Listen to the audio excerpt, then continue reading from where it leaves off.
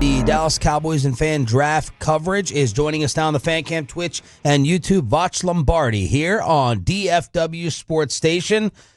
What time did you get up this morning?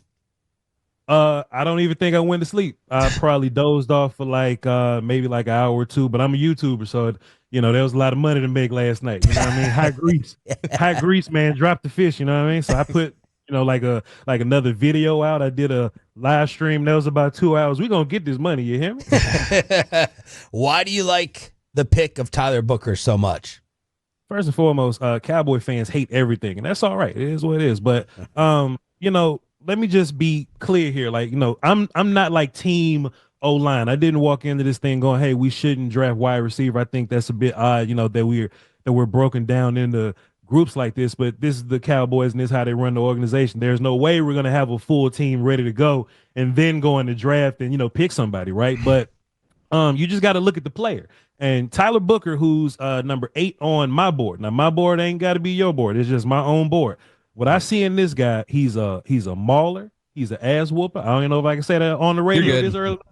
He's an ass whooper. He moves bodies. And what's exciting about that is if you're a Cowboys fan, right? Let's just make this personal. If you're a Cowboys fan, you've been here for a lot of Connors that don't move people. You've been here, you've had this center that didn't necessarily move bodies. We used to call those hat on hat guys, right? You would just get in front of somebody and just, hey, I have stalemated the line of scrimmage right here. You didn't move anybody. And then everything else just kind of happens around you.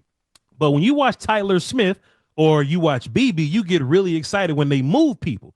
Later in the season, BB and Tyler really, they got a good feel for that combo, for that movement, for that double team, right? So now we're in this world to where you have another dude like Tyler Smith. He's not the athlete like Tyler Smith, and we'll talk about Tyler Booker's movement or whatnot, but you have this powerful figure that you could put next to your powerful center, that you could put next to your other powerful ass guard, and you get to move people.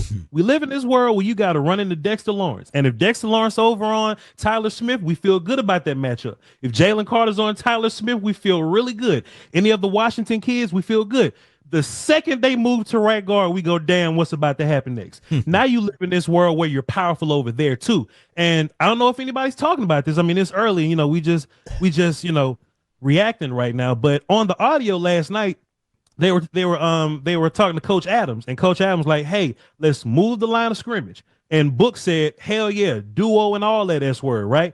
So if you're a Cowboy fan that's worrying about lateral movement, he's not going to be a good pin and pull guy, whatever. Well, if you're duoing, your job is to whoop feet. And Tyler Booker is possibly the best offensive lineman that you could have picked to just insert at right guard today and whoop feet. And he's a really good pass blocker. He's a really good gap exchange guy. He's a really good combo guy. He's a really good help guy. Like if you're a center and you're getting whooped and Tyler Booker doesn't have anybody to block, he'll come in and just whoop the dude that's whooping you. And I don't see BB getting whooped like that. It's just all positives here. And we live in this world. This is my last thing. We just live in this world where, Dak is a quarterback that is, he can be great with Cam Fleming and Chuma Adoga at tackle, right? But when it gets nonsensical and B gap, that's where things get a little weird for Dak. He has to spin all around and run all over the place.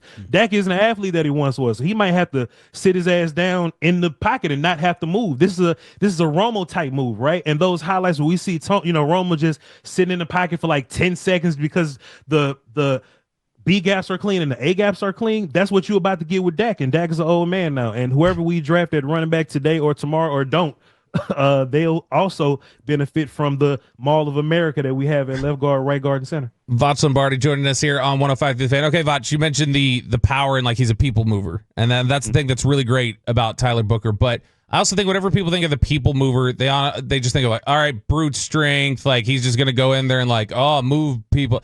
This is like a very high IQ mental processor. Like when you watch him and some of the stuff he does on handling stunts, the way he's able to ID blitzers, the way he's able to react quickly and get to where he needs to.